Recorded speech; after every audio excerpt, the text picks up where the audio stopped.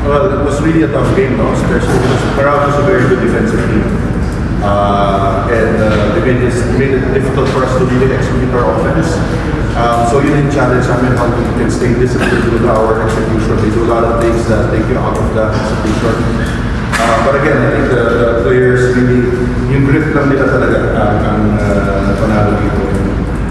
Also, we challenged them because last game against them without the import, we got clobbered in the boards. So I think we did a better job against Manalco and getting rebounds. But it's going to be tougher. They know what we're doing, very familiar, and the import looks like he's already recovered from the back injury. Gave us a lot of problems, and the guards got into the paint, so we still have a lot to work on defensively. Sorry, as a coach team, I'm not voice as well. Thank you, Coach. Now, Scotty, conference high, 23 points, and 3 out of your 4 highest scoring games kalaban Meralco. Is there anything particular against Meralco na parang mas maganda during your scoring game?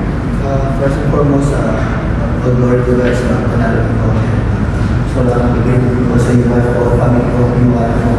And yun, I think yung familiarity and ang kataon namin siguro na tuwing playoffs kami ng tatapat against Meralco. We know grabe yung defensive team nila.